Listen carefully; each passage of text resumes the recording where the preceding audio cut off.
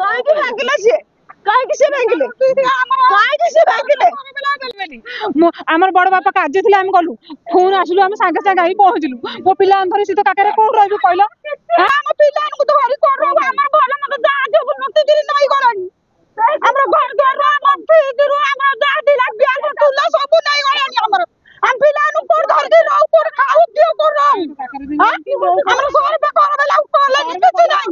କହିଲେ ତମର ଯାଉନି ଘର। କାହିଁକି ଭାଙ୍ଗିଲେ ସିଏ? କାହିଁକି ସେ ଭାଙ୍ଗିଲେ? କାହିଁକି ସେ ଭାଙ୍ଗିଲେ?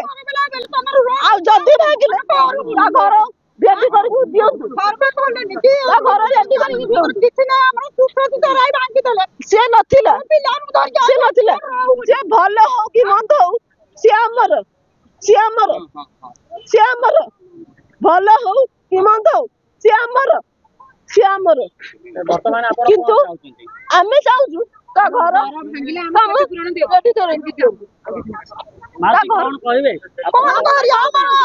ପିଲାଙ୍କୁ ଧରିକି ଦେଖ ଭୋକ ଉପାସରେ ଆମେ ଆଇଲୁ ଆମର ଘର ଦ୍ୱାର ଭାଙ୍ଗିଦେଲେ। ଆମ ପିଲାମାନଙ୍କୁ ତ ଭାରି କରୁ ଆମର ଭଲ ମନ୍ଦ ଯାହା ସବୁ ନଟିକିରି ନଇ ଗଲାଣି।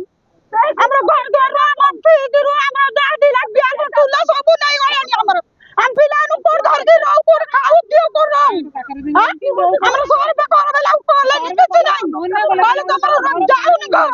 ଆମେ ତ ଶୁଦ୍ଧ ଘରକୁ ଯାଇଥିଲୁ ଆମେ ଆଇଲାଠୁ ଆମର ଭାଙ୍ଗିଦେଲେଣି ଘର ଦ୍ୱାର। ଆମକୁ 4 ବର୍ଷ ଲୋକ ଆମକୁ ଖବର ଦେଲା ଆମେ ଆଇଲାଠୁ ଆମ ଘର ଦ୍ୱାର ନାହିଁ ଆମର ସବୁ ଭାଙ୍ଗିଦେଲେଣି। ଆମେ କୋଉଠି ରହୁ? ବର୍ତ୍ତମାନ କଣ ଚାହୁଁଛନ୍ତି? ଆମ ଘର ଦ୍ୱାର କ୍ଲିୟର କରିକି ଆମକୁ ଦେଇଦିଅନ୍ତୁ। ଆମେ ଦୌଡ଼ିଥିଲୁ ଆମେ ସେ ଜାଗାରେ ରହୁ।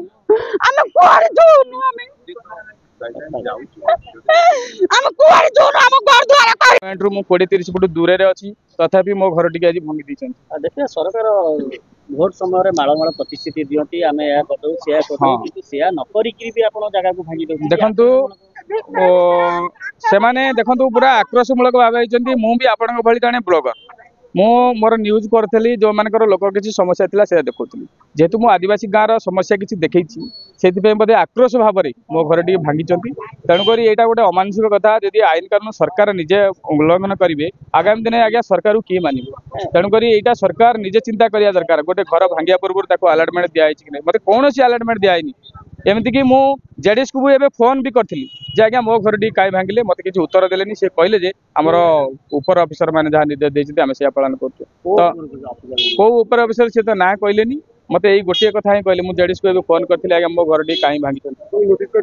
ମତେ ଆଜ୍ଞା ନୋଟିସ ବି ହେଇନି। ମତେ ନୋଟିସ ହେଇନି କି ମୋର 200 ଫୁଟିଆ ରୋଡରେ ଆଲର୍ଟମେଣ୍ଟ ରେ ଯାଉନି। ମୁଁ 200 ଫୁଟିଆ ରୋଡ ରୁ 20 ଫୁଟ ପଛରେ ଅଛି। ତ ଦେଖନ୍ତୁ ମୋ ଆଗରେ ଗୋଟେ ଘର ଅଛି ତାକୁ ଭଙ୍ଗା ହେଇନି କିନ୍ତୁ ମୋ ଘରଟିକୁ ଭଙ୍ଗା ହେଇଛି। ଆମର ବଡ ବାପା କାର୍ଯ୍ୟ ଥିଲେ ଆମେ ଗଲୁ ଫୋନ୍ ଆସିଲୁ ଆମେ ସାଙ୍ଗେ ସାଙ୍ଗେ ଆଇ ପହଞ୍ଚିଲୁ। ମୋ ପିଲା ଧରି ଶୀତ କାକରେ କୋଉଠି ରହିବୁ କହିଲ? ଏମିତି କରୁଛନ୍ତି ଜୀବନ ବୋଲି ଘର କେମିତି ଭାଙ୍ଗିଲା? ତମେ ଏମିତି ଆଗ ଘରକୁ ପଛ ଘରକୁ ଭାଙ୍ଗି ଯେତେ ନାହିଁ। ମୁଁ ଏବେ ଛୁଆ ମାନେ ଧରି କେମିତି ରହିବି? ଘରେ ଗ୍ୟାସ ନାହିଁ ହାଣ୍ଡି ନାହିଁ ସବୁ ଭାଙ୍ଗି ନିଶ୍ଚିତ କରିଦେଇଯିବି। ଘରେ ଯାହା ଥିଲା ପଇସା ପତ୍ର ସୁନାର ବଦଳ କିଛି ନାହିଁ ସବୁ ନେଇକି ଯାଇଥିବି। ଆମର ଯେମିତି ଥିଲା ସେମିତି କ୍ଷତିପୂରଣ କରିଛୁ। ଆମେ ଦରକାର ନାହିଁ ଆମର ଯେମିତି ଘର ବନା କ୍ଷତିପୂରଣ ଦିଅନ୍ତୁ। ମୋ ଛୁଆ ମାନଙ୍କୁ ଧରିକି କୋଉଠି ରହିବି? କେମିତି ରହିବି ମୁଁ ସେଇଟା କହୁଛି। ଶୀତ କାକରେ କେମିତି ବାହାରେ ରହିବି? ମୋ ସ୍ୱାମୀ ଗୋଟେ ଅଟୋ ଚଲାଉଛି। ଆମେ ଟିକେ 2 ପଇସା ହେଲେ ଆମେ ଚଳୁଥିଲୁ। ଆମେ କେମିତି ଚଳିବୁ? ଘର ତ ତମେ ଭାଙ୍ଗିଦେଲ। କିଛି ଆକର୍ଷଣ ନାହିଁ। ଏମିତି କିଛି କହିନଥିଲେ ତମର ଭାଙ୍ଗିବ ବୋଲି। ଆମେ ମନା କରିଥିଲେ ତମର ଘର ଯାଉନି ବୋଲି ମନା କରିଥିଲେ। ଏବେ କେମିତି ଭାଙ୍ଗିଲା ଆମେ ସେଇ ୱାର୍ଡଟା ତମେ ପଚାରୁଛୁ। ହଁ କିଏ ଗୋଟେ ଏମିତି କରୁଛନ୍ତି।